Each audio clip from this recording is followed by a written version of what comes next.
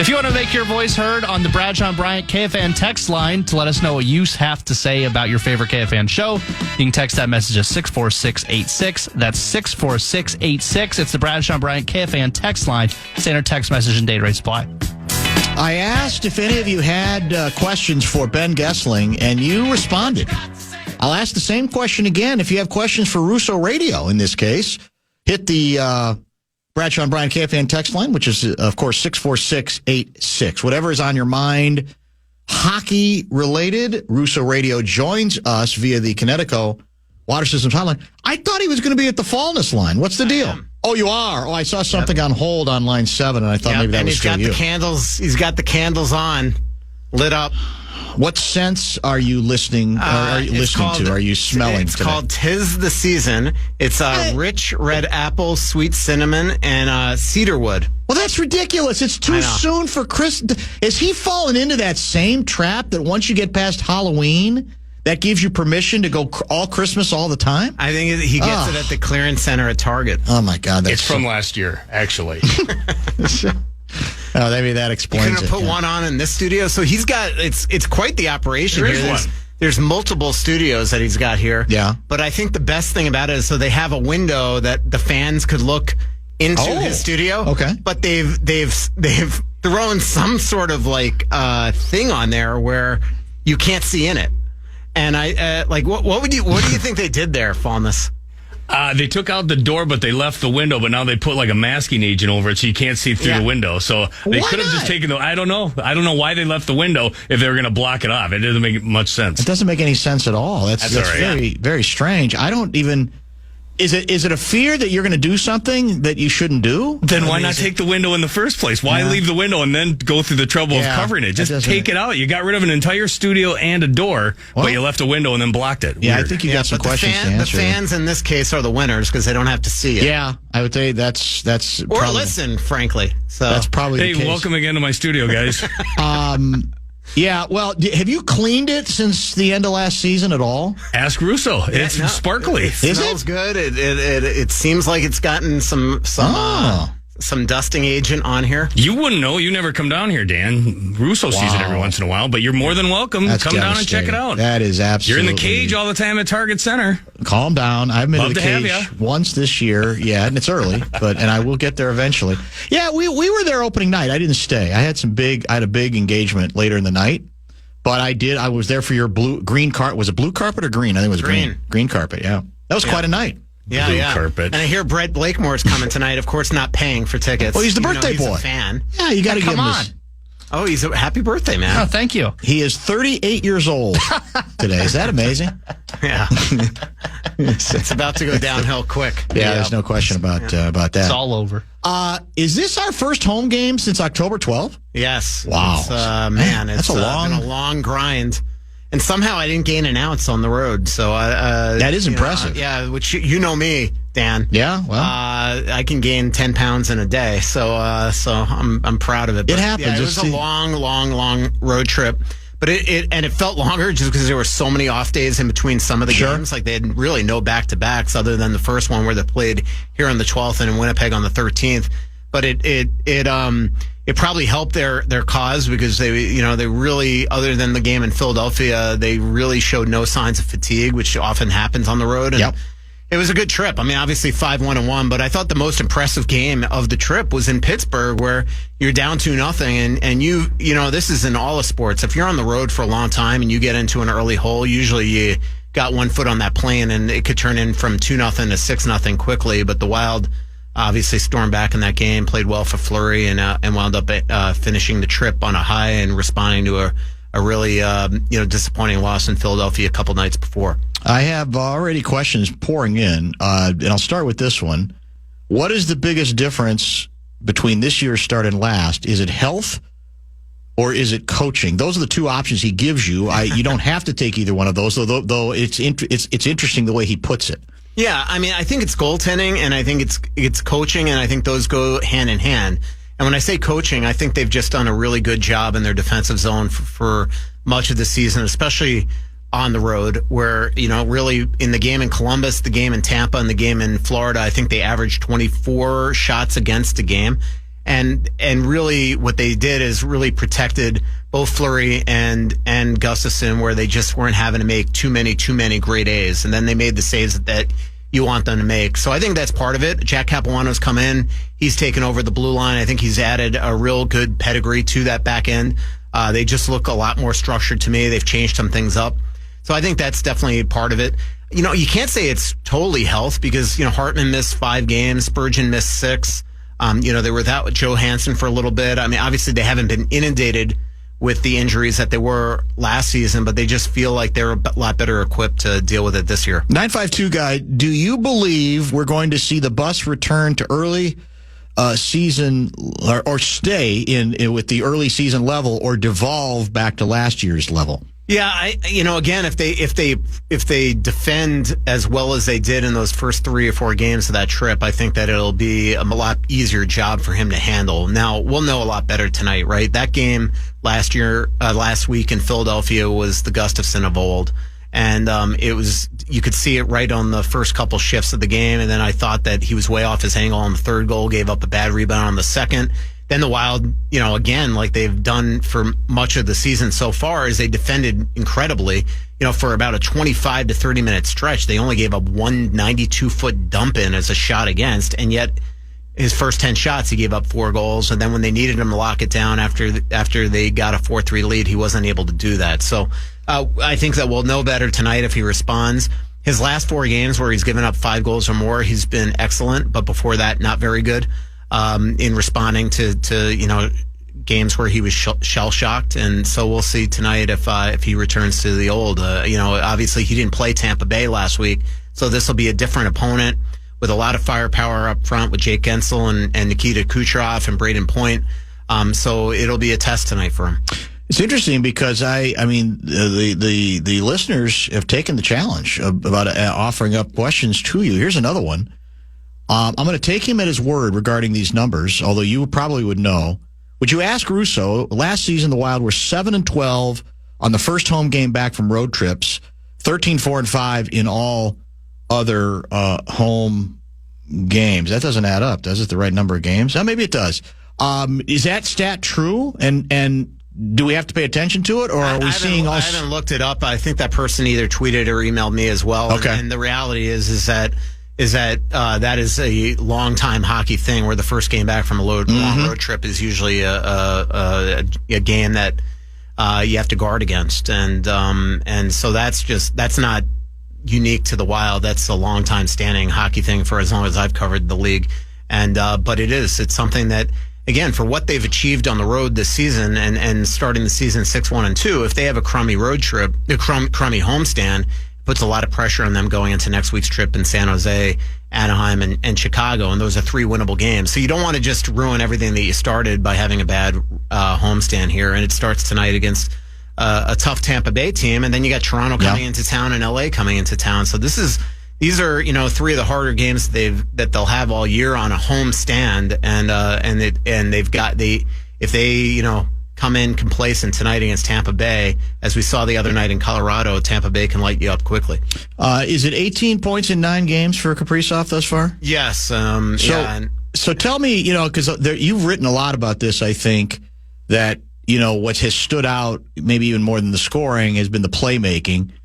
And I ran this by, Guerin, who says, well, look, he's always had both the scoring and playmaking in him, but are we seeing anything different, you think, that stands out in terms of the playmaking, or just other players taking full advantage of the passes that he is making that sets up these scores? How do we break down the Kaprizov playmaking of this season compared to past ones? Well, he's always been an excellent playmaker. I mean, even the year that Zuccarello broke the team record in assists, all of a sudden Kaprizov goes and passes him in the same season. So he's got that ability.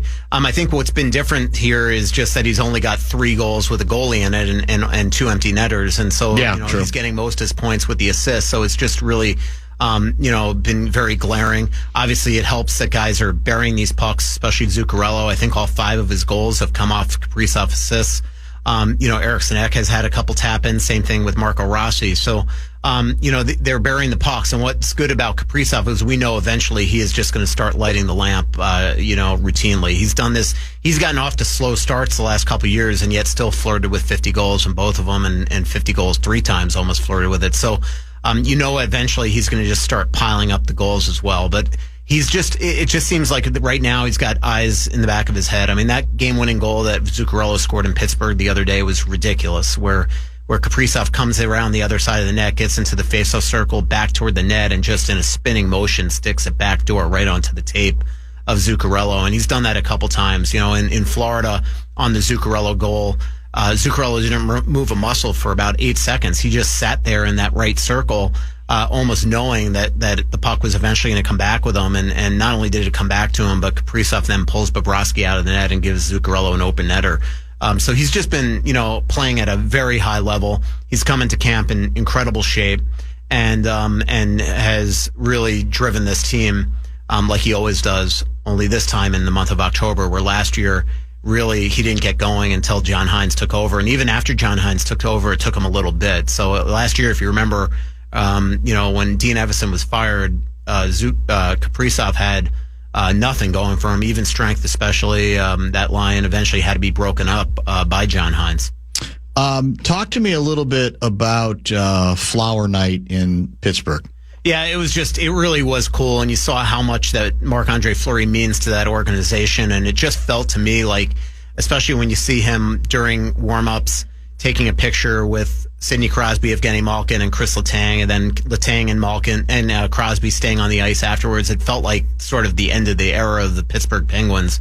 And I think this is sort of the beginning of a downfall of that franchise. They just look like they're really struggling right now, even though last night they beat, Anaheim in overtime on a couple of really nice Sidney Crosby goals.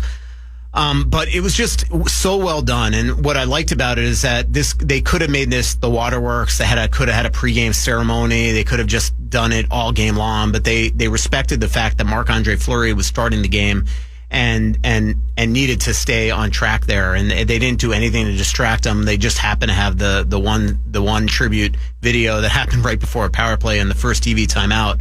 But then afterwards, him getting first star and getting the lap around, and then their PR person giving him the scissors after to have his kids cut the net. And then in the locker room, you just saw all those emotions pour out of him, where he just broke down on the first question. And it's just really, really neat. There were a couple poignant things in there. Eddie Johnston, the legendary coach and GM of the Penguins from, as early as the early 80s, just sitting there waiting for him after the game. Freddie Gaudreau, who's his closest friend on the team, sitting there, who had a huge game, his first 2 goals of the season, just watching the scrum of Fleury in the locker room, all emotional with a smile on his face. It was just really, really sweet to watch. And so, and you're just glad that he won the game, because that was what Marc-Andre Fleury was most worried about. In fact, somebody with the Wild that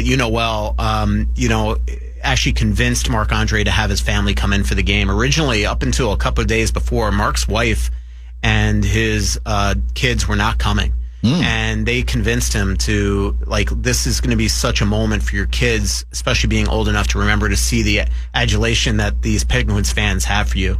And he relented and had them fly in, and they got to fly home with the team on the team plane.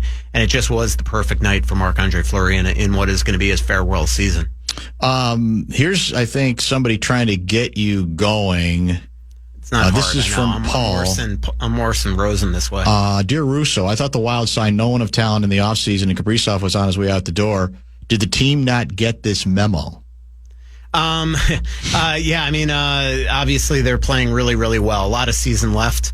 They still got to do a lot to make sure that he's going to sign on the dotted line. I think it's just incredible, though, that and a really positive thing that his agent's already been in town to at least start conversations with Bulgarin on that subject. Obviously, they can't re-sign him or extend him until July 1 as well.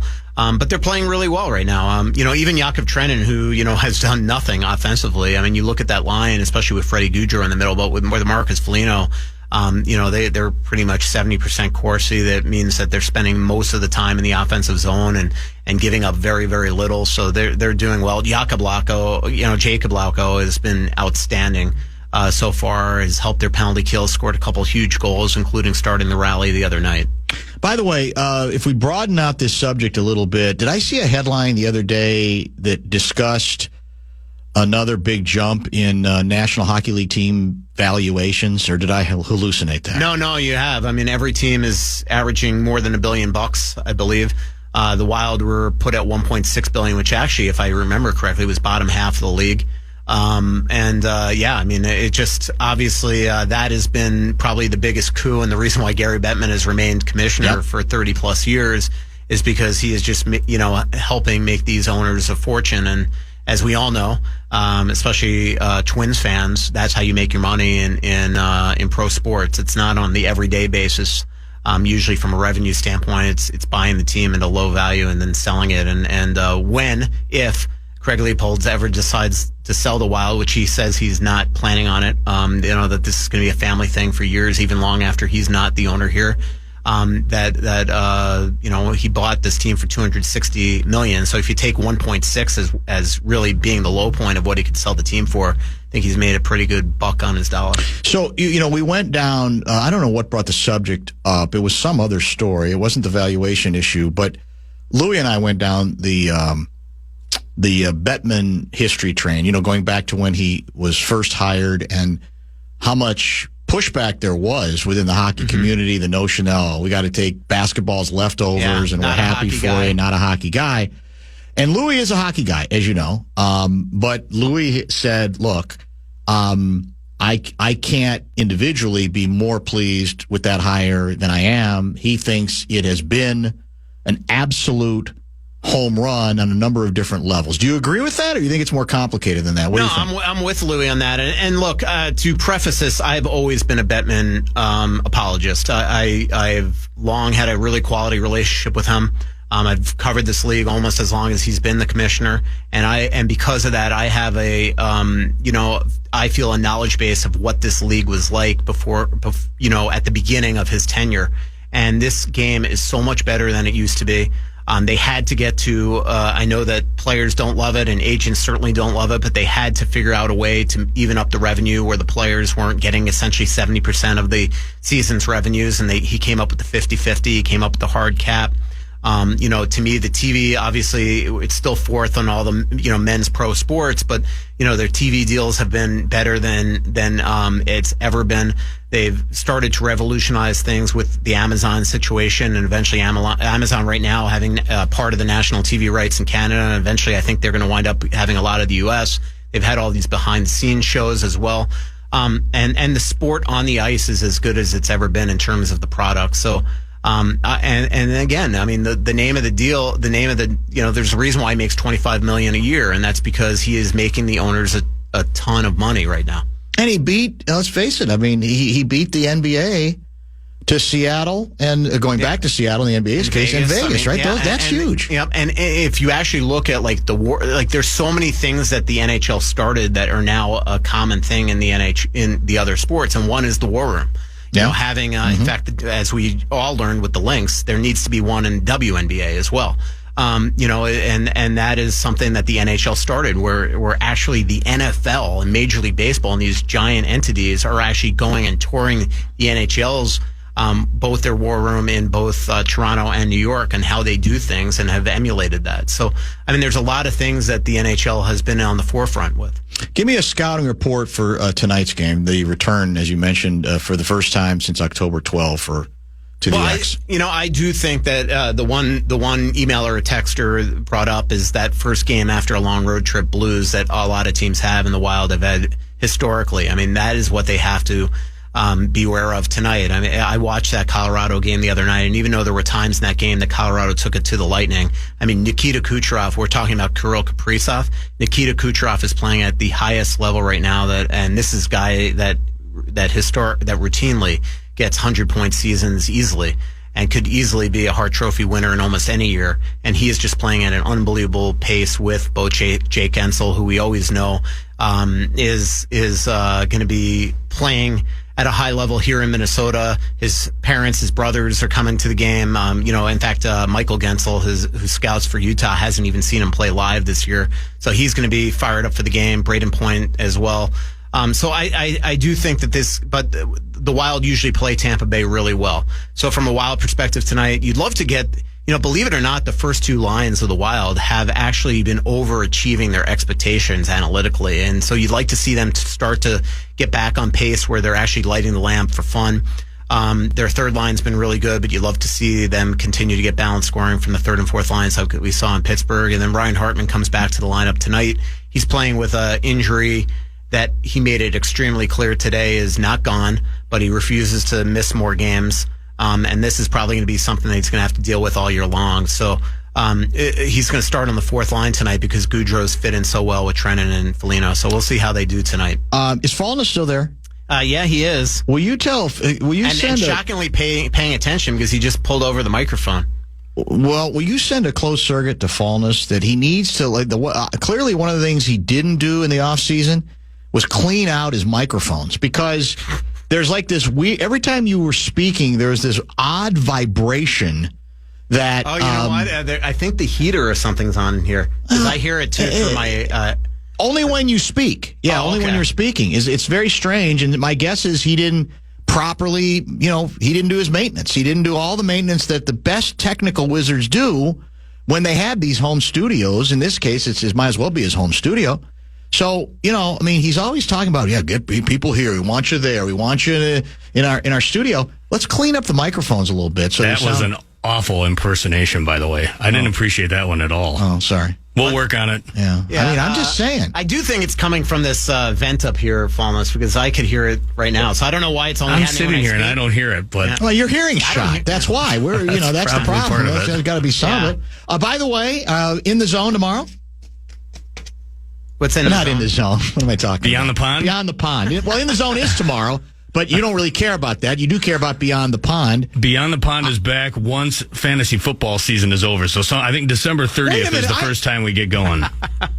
I could have sworn I heard you after noon one or two times the last few weekends. Did I make that up? No, I've done a few fill-in things to stopgap in between this program and this program. But Beyond the Pond officially doesn't return until December 30th. Well, that's disrespectful. Micheletti is just all booked out. It's the fantasy football show is in our spot, and golf was in there before that. That's wrong. I think that is disrespectful. I think has the hockey season begun? It has. Well, yeah. The hockey season begun. You never know from the top 5 at 5 most days. But I knew that might be coming. You're welcome. Yeah, I had a hunch that might be next in the agenda. All right, and look, I tried to promote a show that isn't even on. How about that? It's a wonderful thing. And next time I'm in here, Fallness, make sure you get these microphones. Yeah, fix that. Yeah, 100%. Worry less about the smell and more about the sound. You know what I'm saying? We'll do our best. Actually, it's probably those candles that's causing this vibration right now. The scent just flying in here. I don't hear any vibrations, but we'll work on it. Trust me, it's there. By the way, what time are we on the air on the fan for tonight's game? 6:45 pregame. Puck drops at 7:08. Very special. Let's play hockey coming before we drop the puck. Oh, is that right? It's a secret. It's a good tease. Can I like say that. Who it is? It's Joe Mauer. Yeah, it's one of the M&M But it's a boys. secret. Don't tell anyone. No, don't let anybody know. I assume he's done it like about a million times before. I think he's done it once, but he'll be on with Tom Reed in the first intermission as well. Even better. FYI. It's outstanding. All right, thanks, guys. We'll chat soon. See ya. Yep. That's Fallness and Russo Radio from the X. Wild back home, finally, for the first time since the 12th of October. Will they let down at this point? That would be disappointing, not unprecedented, but we'll see what happens tonight with all the action on the fan. On the Timberwolves channel tonight, another national game for the Wolves. They are hosting the hated Denver Nuggets. The Nuggets and Wolves, I think it's scheduled to be between like 8:40 and 9 o'clock tip as the second game of the doubleheader, depending on when the first game indeed wraps up. All of that on the world-famous Timberwolves channel, also part of the vast KFAN radio network. Speaking of vast, that's not the right way to put it. Vast reach. Lavelle E. Neal III has a vast radio reach, not to mention newspaper reach as well. We'll catch up with him next here in the Fan.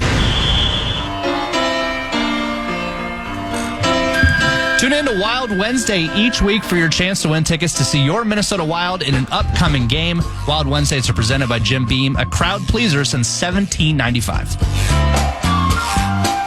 Our favorite manscaper is indeed back with us. Lavelle E. Neal III joins via the Connecticut Water Systems Hotline. I've asked for questions for our 4:30 guest, Ben Gessling, and you responded. I asked for questions for our 5 o'clock guest, Russo Radio. You again responded.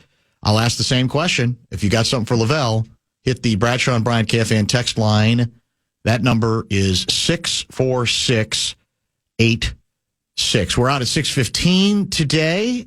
We've got Vikings programming, followed by then the Wild pregame show at 6:45 right here on the Fan. And it's interesting because I think it's fair to say, I think Blakemore will agree with this, when you think Lavelle, if you don't think manscaping, you think puckhead. Yes. You think of a guy who is unofficially become the hockey ambassador after I abdicated said responsibility, at least according to Kevin Fallness. And Lavelle joins us via the Connecticut Water Systems Hot.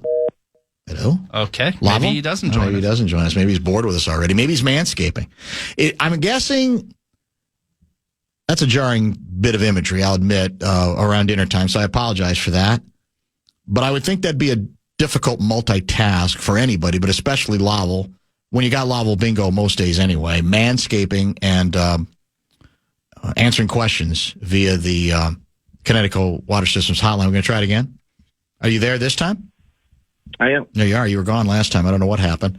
I don't know either. Would you now? I mean, you're on record as one of the hockey ambassadors is saying that you think there is every reason to believe there could be staying power to this promising Minnesota Wild start. Is that correct? I did write about that. I think there's a lot of things going on that suggest that. If the Gus Bus is really back to being the Gus Bus, that's going to be a huge development for this team because, to be honest with you, I don't think just an equal timeshare with him and Fleury is going to be the most effective use of Fleury this year. I would like to see Gus Bus maybe play 60%, or start 60% of the games, and save Fleury for here and there. I don't know what it means for Jesper Wallstedt in this arrangement right now.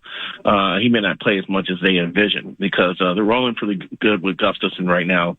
And that, to me, is that's one of the bigger reasons. I also like the fact that Boldy on that second line with Eriksson, that gives them a line that teams have to contend with, in addition to Kaprizov's line. And when you have two lines that you can get some scoring for, that's really a big deal in hockey.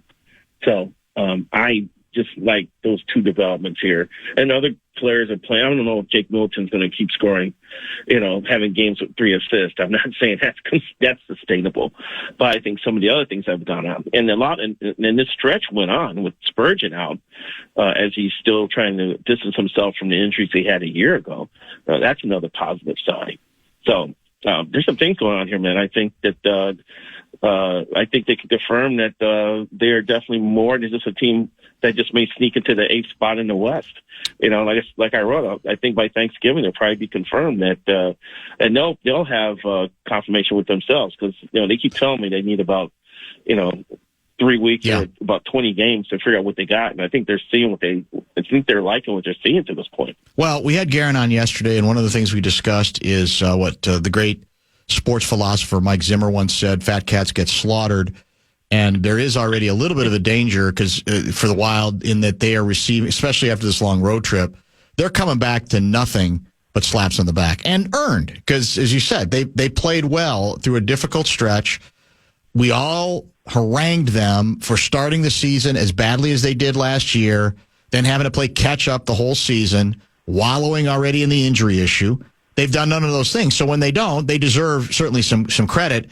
But as even Guerin said, ain't nothing happened yet. I mean, the idea here is if you relax and wallow in the congratulations you're getting and then lay a couple eggs during, at home here now, or don't sustain things, then it ain't going to matter. We're going to forget about this road trip. So a lot of it is you're not going to be as dominant, I don't think, as they've been on this trip, but we're all looking for sustained signs that we think are workable and are sustainable, right? That whether there's ebb and flow to every season, even among good teams, but you want to see, I think, more before I'm ready to say we've got our Coach of the Year candidate.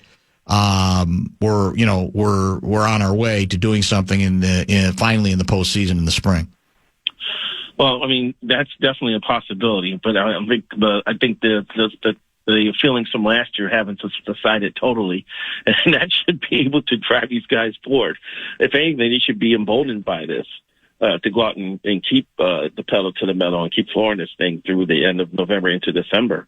I forgot to mention Rossi, too. I mean, Rossi, he got credit for playing better last year. He put 40 points, and he looks like he could double that output. And that's a big development for this team. So you got guys there, Boldy and Rossi and Faber, all like young 20-something guys who are stepping up to be reliable cogs in this machine here. So, but it is dangerous. In hockey, things can turn.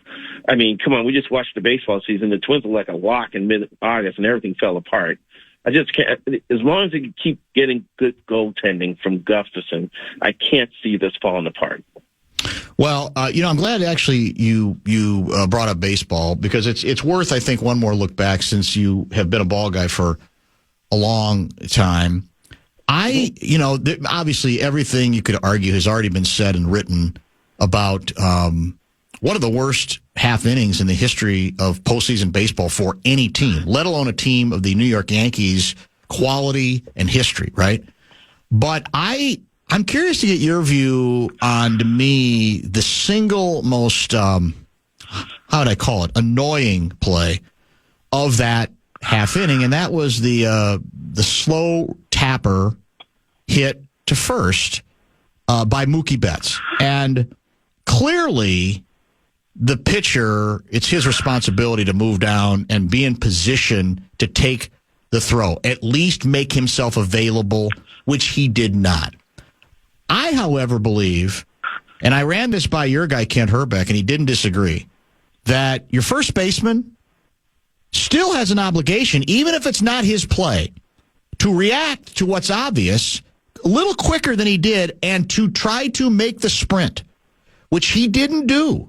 And I think that is almost as rippable as what the pitcher did. I thought the laziness exhibited on a key play in Game 5 of the World Series was an embarrassment. Well, it's crazy how these things come back to bite teams. I saw this happen with the Tigers in the World Series a few years ago, and it seems like it rears its ugly head every now and then in big games. And that these guys meet in February, and they have 10 days in which they're doing nothing but PFPs, which is pitchers filling practice, where you get all this stuff worked out, you get the communication figured out, you understand what your rules are and what your roles are on a certain play when the ball's put in play. And that ball should have been by someone.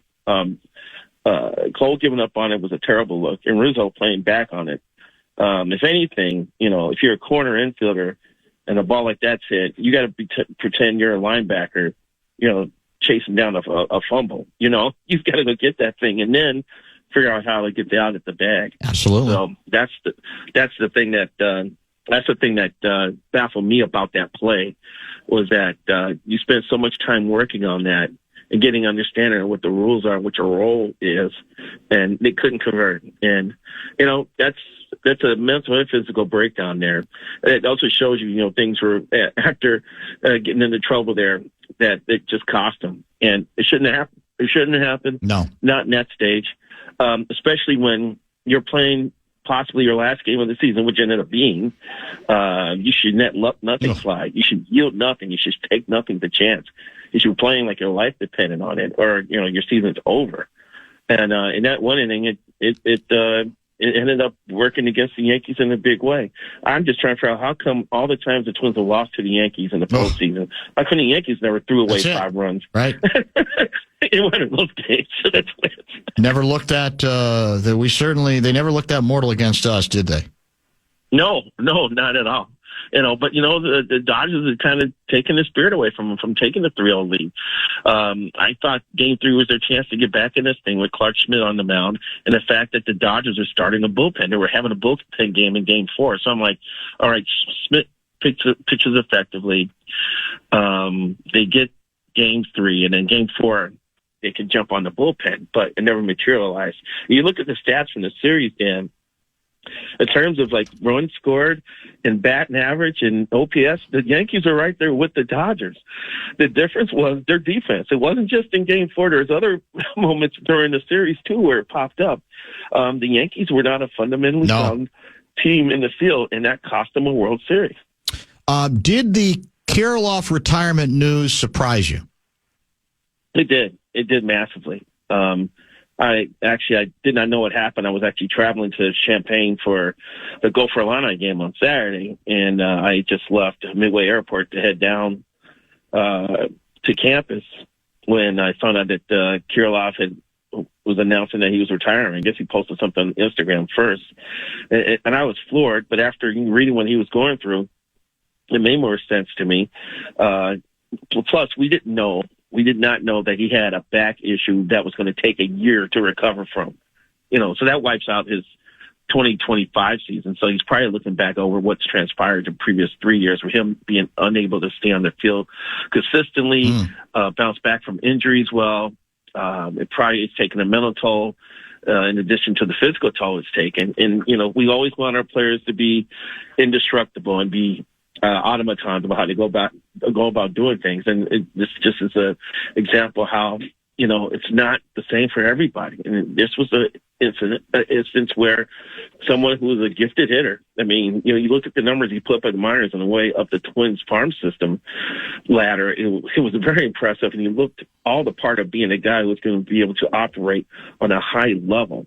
But once he got to the majors, he started spending time in the IL and having surgeries again, and now this back thing. So, I mean, you feel bad for the guy because, his career's over at age 26. I mean, he's not even 27 yet, and he no longer has a major league career.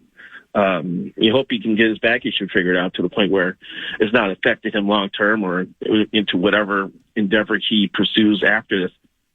But man, it's just a bummer. First round pick, was one of the top prospects in baseball. And then all this happens. And, I will say this too, Dan, early in the season when this was going on with Kirilloff, the vibe from the club was like, what's going on here? Why can't this guy get healthy? It was his threshold of pain. And then, the last time he went on the IL, then the day after, I think he informed him, well, I'm also dealing with a back thing. So they were a little perturbed about that. Yeah. Right.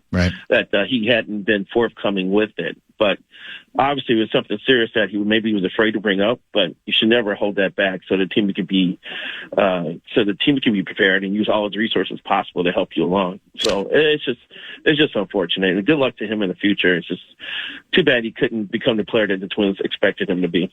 We got to get a quick break in. When we come back, we'll ask Lavelle, as a Fighting Illini fan and a University of Illinois graduate, is he offended by the fact that the ranked Illini playing at home are underdogs to Justin Guard's Golden Gophers? That's next.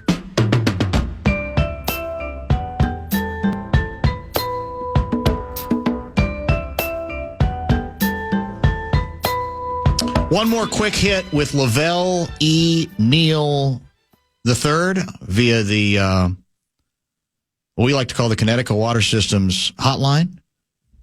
Lavelle, who brings you to this audience? Allerie's Bar and Barbecue in downtown St. Paul. Damn right. Yeah, no question about that. We always appreciate the Allerie's contribution. We were the first people to leave after the botched Hail Mary. I'm going to get to that in a minute because I have not heard your comments on it.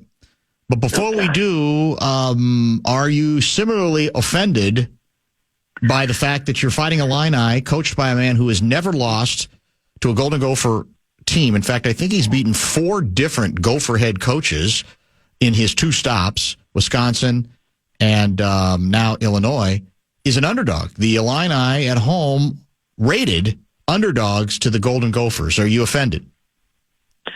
After being down there for a couple of days and kind of reading and running into a couple of people, I'm not. If this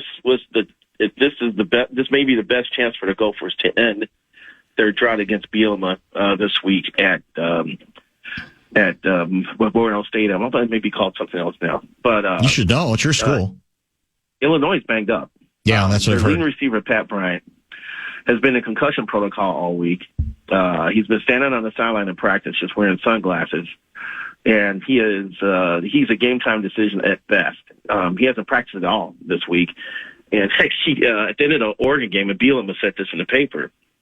And after the Oregon game, when he got throttled, they're on the plane. He gets on the plane, and he had no idea that they had lost. So he just started talking up a storm and being chatty and being all happy and vibrant. And they're like, doesn't this guy know that we just lost? And Bielema's like, just give it a few minutes.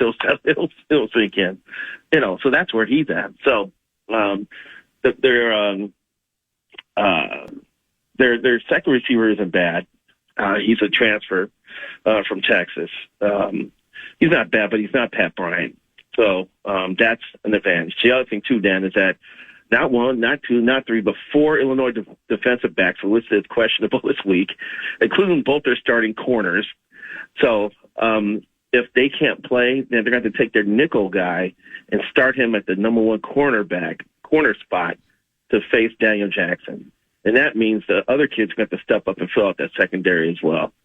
So the secondary is struggling a little bit health-wise, right when Max Brosmer is at the height of his power, spreading the ball around, not turning it over, and making plays.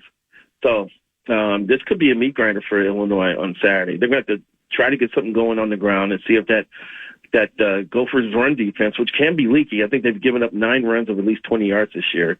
They got to get the run game going and hit on a couple of passes and try to hold off the Gophers because Minnesota's got momentum. They're feeling good about their offense, and you know what? The defense isn't shabby. It's one of the better defenses in the country, even with the questions about. I want to say more like a top 25 defense, even with the questions about the run game, the run defense. So if the Illini fan in me is very nervous going into this game, the B writer in me is thinking we might watch the Gophers get bowl eligible tomorrow. Are the Vikings going to get well on Sunday night against the Colts?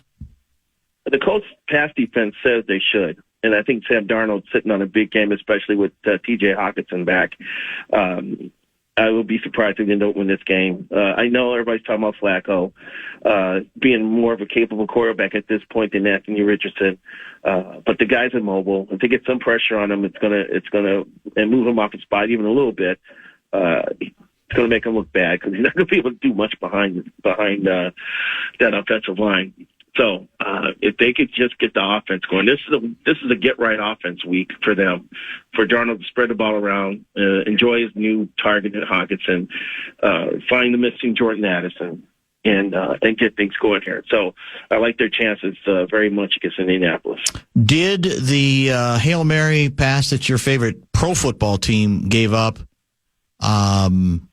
destroy you, anger you, make you cry, make you laugh? Now that you've had a few days to reflect on what has to be the easiest end of game Hail Mary in the history of Hail Marys, how are you accepting it?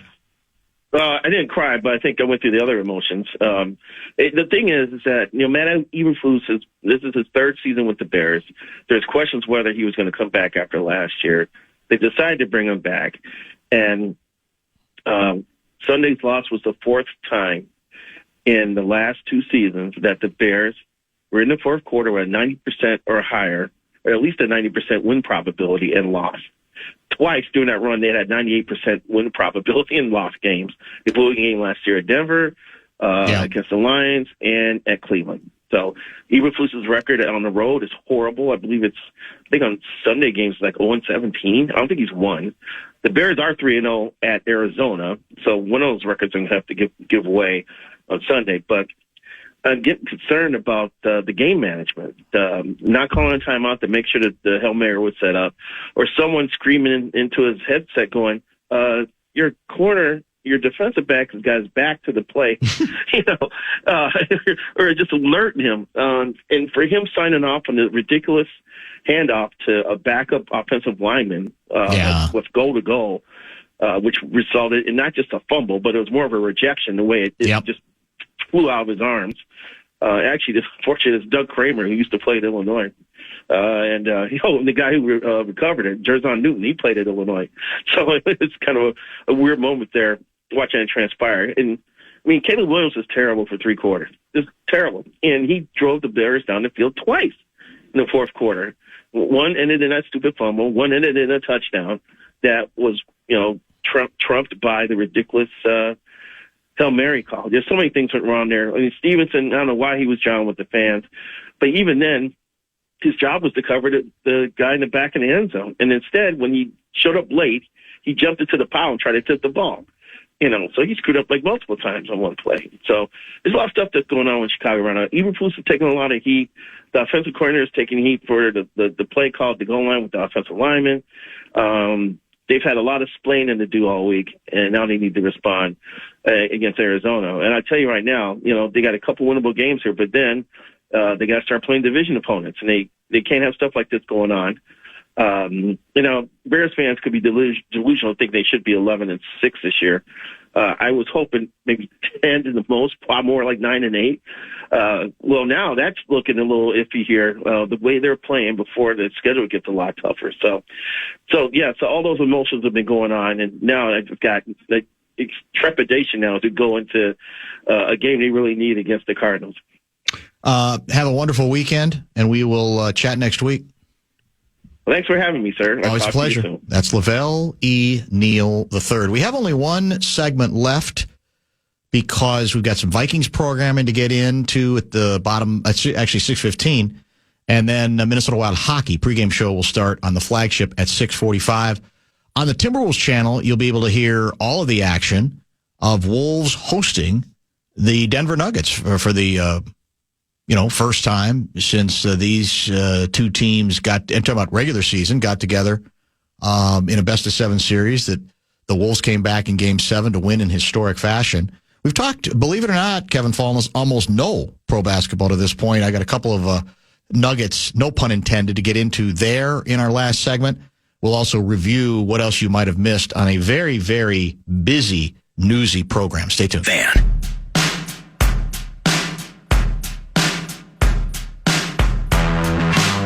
It's the Bumper to Bumper Show Wrap. Well, first of all, once again, happy birthday to Brett Blakemore, who I think is going to be celebrating by going to watch his favorite hockey team return home for the first time since October 12th. Is that correct? That's correct. Now, there's a rumor. There was a nice tease from Fallness about perhaps a surprising big name doing Let's Play Hockey. Is that you tonight on your birthday? Are they giving you that opportunity? If it is, I have no idea. That'd be a hell of a surprise, is what you're saying. That would be next level. I have to get out of here. That's what I was going to say. I have a hunch if it was you, they'd have said, we got to get you downtown, get to downtown St. Paul a little quicker. But who's to say? I am available. We're on at 6:15. I can get down there. Yeah, you're right. Actually, we're out a little bit early. That's true. If you missed earlier portions of the program, predictions segment with Gerby got really weird today. The latest, the PackerFanConnections.com, their latest group event. You'll just have to podcast it because it's paintball related and it's Love Connection related and it's weird. And it's all online via PackerFanConnections.com. We also, I don't know if the lucky winner knows it yet, but there is a lucky winner, or will be, for the Gerby Lock of the Week section of his segment that will get a pair of tickets to see the Vikings take on the Colts on Sunday night. I don't know exactly what time that announcement is made or so forth, but that's going to be nice because, we're back in prime time. It's Sunday Night Football. We need a victory. We have every opportunity to go out and get it, one could say. And so all those things, I think, make it a worthy enterprise. In addition, we had Ben Gessling at 4:30. By the way, Blake Cashman is not going to participate again. This will be his third straight game. They are hoping now. They're making it sound like they believe he'll be available for next week, but he's definitely out for this week. There doesn't seem to be any question about that. In addition, Russo Radio joined us from the X to preview tonight's game and really look back once again on the productive road trip. A lot of talk about candles and, microphone issues, etc. and then Lavelle on all sorts of stuff. We decided to avoid the manscaping this week because we didn't want to ruin anybody's dinner. So we stayed away from that subject when it comes to Lavelle this week, but covered a lot of ground with him. Because the Vikings are Sunday night games, sermons will be a 2-hour tour. So there'll be plenty of time to explore what everybody is predicting is going to be the Gophers' first victory over Brett Bielema as head coach. And even Lavelle, who's an Illinois guy, said, look, they're badly bruised and battered are the Illini, and there may not be a better chance to beat Bielema, who is, I think, is it 7-0 or 8-0 against 4 different Gopher head coaches going all the way back, I believe, to Tim Brewster. And in a sense, that kind of puts pressure on him because you could also say, well, if you don't beat them now, you're never going to beat the Illini. They seem quite vulnerable. They got a lot of injuries, especially in their secondary and apparently to their receivers as well. And I guess that's why the Gophers are slightly favored, also because they've played well and they've thrown well. The interesting thing this week will be, is this the game where they'll have to run a little better, or is this another game where they can fully commit to the throw, to the pass, which is what they've become? They've become a passing team. Those are among the interesting questions that will be answered on Saturday, in which we can review on Sunday, preview Vikings, Colts, any leftover things there, talk a little leftover Wild and Wolves as well. God, I had something else. Was it Gopher related? It's on the tip of my tongue. Now it's gone. The Timberwolves back in action tonight, hosting the Nuggets. That's the second game of the national TV doubleheader. All the action on the Wolves channel here, part of the KFAN radio network. You can get that via the iHeart Media app. And it's been a lot of discussion. Well, who's the bigger rival of the team? Is it Dallas or is it Denver? I think it's hard to say. I think they're both rivals in different ways. Obviously the Wolves beat one team and lost the other in the postseason. Denver is viewed as a team that might be starting to decline. Not because Joker is declining, but because the people around him might be declining a little bit, and he might not have as much help. In fact, even Joker himself and the head coach have publicly complained about not going out and adding some shooting, which is kind of interesting. So, you could say, well, the Wolves we assume, more motivated to beat Dallas because of what Dallas had done to the Wolves last postseason. Does that mean Denver, knowing what the Wolves did to them in the postseason, dethroning them, or at least, taking away their opportunity to defend their title, will be more motivated tonight? I don't know. I'd like to think the Wolves will be motivated just because their last game, they committed a lot of too many basketball atrocities for me. There's a million ways to lose. Some of them are respectable. Some of them are inevitable. But when you factor in several things about the way they performed, obviously rebounding deficiencies, free throw shooting was terrible. That was mainly Edwards. But the thing that's still stuck in my craw more than any of it were the turnovers, which continues to be an issue for this team and has to be cleaned up. No matter who's playing the point, no matter who's bringing the ball up the court, has to be cleaned up. Turnovers, we understand. If you're a player that has the ball a lot, you accept a certain number of turnovers just on that basis, right? But you don't have to go Caitlin Clark on the bit when it comes to turnovers, I would say. And that's what I want to see them just treasure their possessions more, because I think this offense is going to be fine. I think this offense is got a lot more layers to it, for example, than the Denver offense. That's part of their problem at this point. But if you give the other team, as the Wolves did the Mavericks, 10 to 15 extra, possessions, one could say, then what's the point? I mean, what exactly are you getting? You're not giving yourself an honest chance to win, even if your offense is doing well, which this team's offense, I think they shot 50% the last ball game. We appreciate those who texted today, those who we blocked today, and those who listened today. Coming up next, Vikings programming, and then it's Minnesota Wild hockey here on The Fan. We will talk to you on Sunday morning at 9. Whenever you